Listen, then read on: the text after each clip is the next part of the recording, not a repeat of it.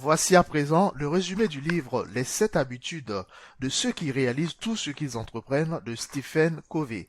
Après de nombreuses années de recherche, d'expérience et de tâtonnement, Stephen Covey découvre qu'il existe des lois naturelles, des principes qui gouvernent notre vie. Ce livre aborde donc ces principes-là, ces lois naturelles qui gouvernent non seulement notre vie, mais également notre efficacité organisationnelle. Ce sont des lois intemporelles, universelles et interdépendantes. Elles s'appliquent à notre vie personnelle, familiale, professionnelle et aux entreprises. Stephen Covey veut amener les personnes et les entreprises à de véritables changements de paradigme. Il met donc l'accent sur des principes qui sont, ma foi, éternels. L'auteur évoque de nombreux exemples et situations qui sont tirés de plus de 25 années de carrière. Il nous explique par exemple comment il est arrivé à modifier ses modes de perception afin d'aider l'un de ses fils à faire face à un moment très difficile qu'il vivait à l'école. Pour lui, notre vision du monde induit notre comportement. Avant donc de pouvoir comprendre les 7 habitudes qu'il présente dans le livre, il faudrait qu'on arrive à opérer un changement de paradigme, c'est-à-dire un changement au niveau de notre manière de voir les choses. Ce livre est le fruit de ses recherches sur près de 200 années d'écrits sur la réussite. C'est tout un processus continu de transformation et de croissance qui part de l'intérieur vers l'extérieur. C'est très important. Ça part de l'intérieur vers l'extérieur, comme vous verrez tout à l'heure, à travers les 7 habitudes. Ces habitudes sont organisées en 3 parties. La première partie concerne la victoire intérieure, qui concerne les habitudes 1, 2, 3. La deuxième partie, la victoire publique, qui concerne les habitudes 4, 5 et 6. Et enfin, la troisième partie concerne le renouvellement, dont parle l'habitude 7. Dans la première habitude, il s'agit d'être proactif.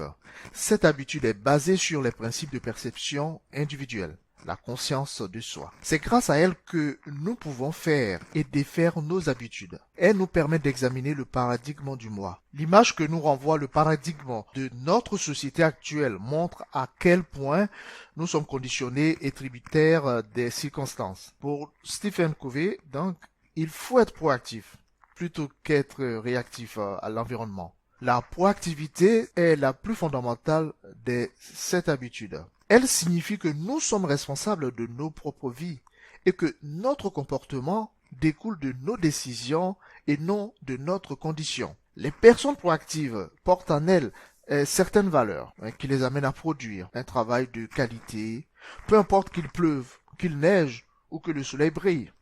En revanche, les personnes réactives se laissent conduire par leurs impressions, les circonstances, les conditions et l'environnement. Au final, ce qui importe le plus, c'est la façon dont nous répondons à ce que nous vivons. Il s'agit de prendre l'initiative, c'est-à-dire agir et non laisser les choses agir sur nous. En d'autres termes, provoquer des événements. Pour preuve, les personnes qui détiennent les meilleurs emplois sont celles qui ont généralement les solutions aux problèmes.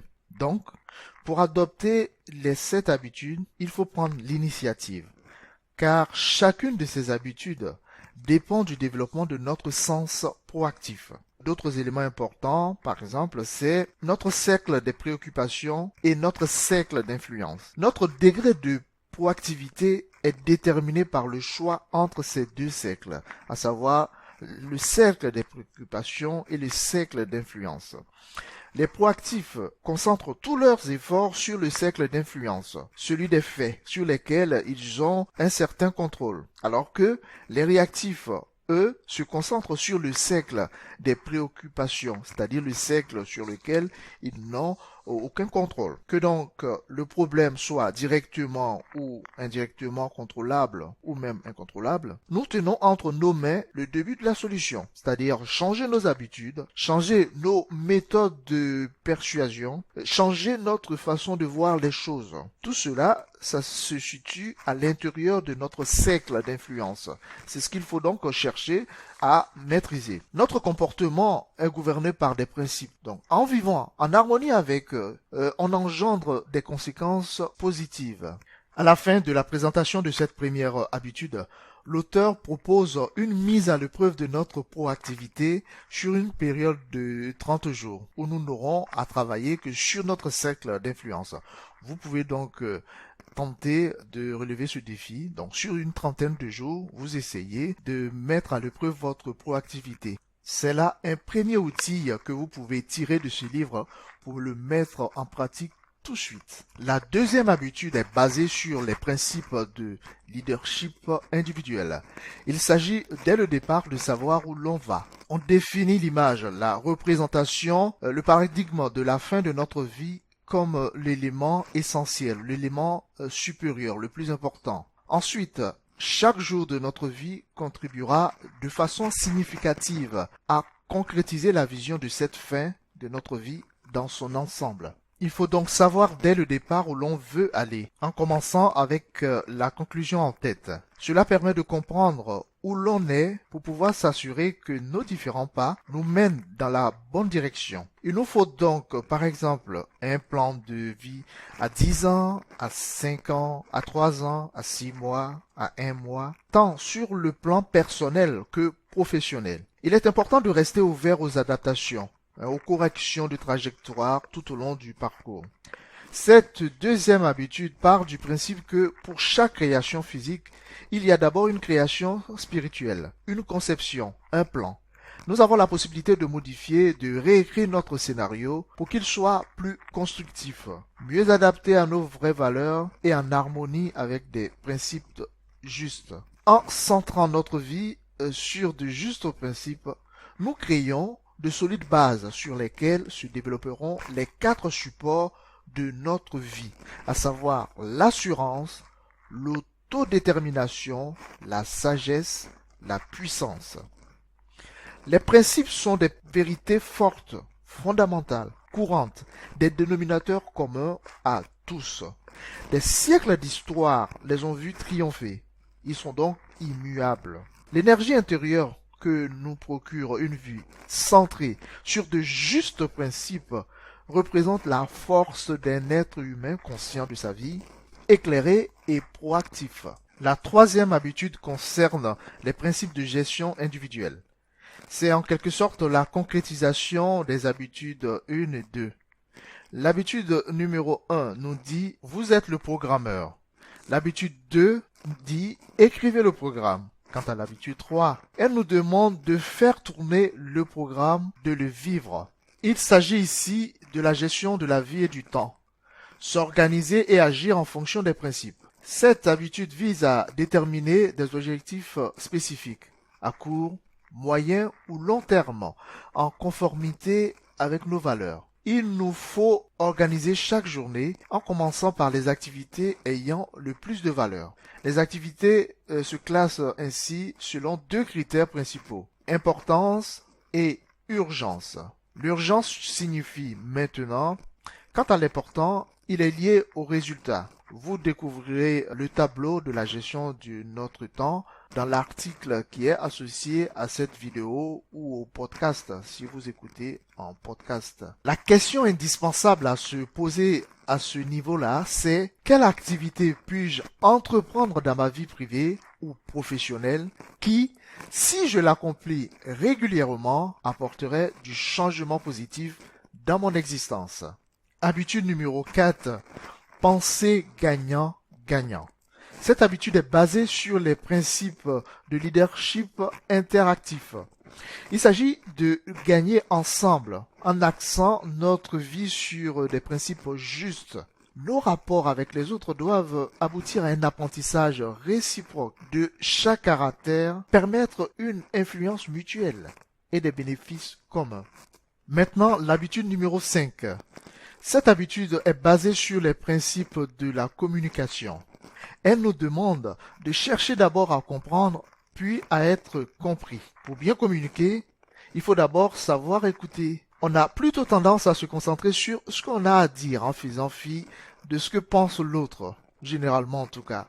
On cherche à tout prix à se faire comprendre, sans prendre la peine de comprendre l'autre. Une des solutions à cela que nous propose l'auteur est l'écoute par empathie, par laquelle vous vous identifiez à votre interlocuteur pour le comprendre, pour comprendre son mode de pensée, en vous appuyant sur son cadre de référence. Pour être sûr d'avoir bien compris, on peut alors reformuler, ce qui rassure d'ailleurs l'autre et le met en confiance. Voyons maintenant l'habitude numéro 6 qui nous demande de profiter de la synergie. Cette habitude est basée sur les principes de coopération créative. C'est la suite logique des habitudes 4 et 5. Donc, solution gagnante pour tous dans la compréhension afin de déclencher des solutions synergiques. C'est le principe selon lequel, à plusieurs, la solution produite est meilleure que les solutions individuelles. Mais il ne faut pas confondre synergie et compromis. La synergie va au-delà du compromis pour chercher des solutions dans l'intérêt de tous. Elle catalyse, unifie, libère le potentiel de chacun pour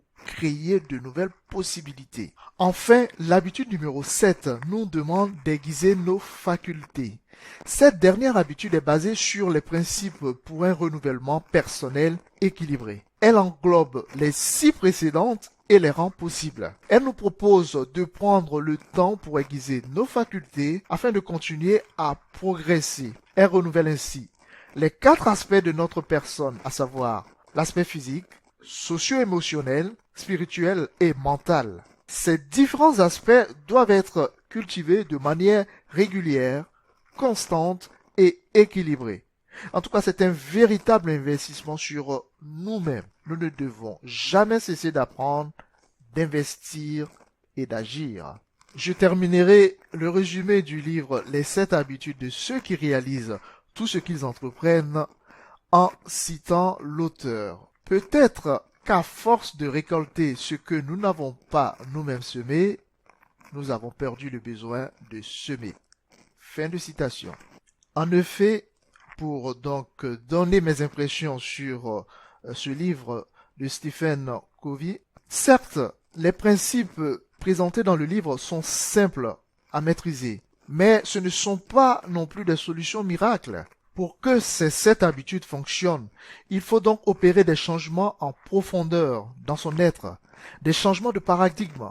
C'est uniquement à ce prix que l'on pourra améliorer sérieusement sa vie personnelle, professionnelle et même aspirer à un plein bonheur. Ce livre est très facile à lire et à comprendre. Et comme pour tout livre-outil, c'est dans l'application des différents principes et non leur connaissance que se trouve tout l'intérêt du livre. C'est donc à vous de voir quels sont les principes que vous pouvez utiliser immédiatement dans votre vie pour pouvoir l'améliorer. Si vous regardez cette vidéo explicative sur notre chaîne YouTube, n'oubliez surtout pas de vous abonner à la chaîne pour être informé régulièrement des nouvelles publications. Cette vidéo explicative est également disponible en version podcast sur iTunes ou directement sur notre site lesloisdusuccès.com dans la rubrique audio. Vous avez également la possibilité de lire l'article associé au podcast et à la vidéo également sur le site.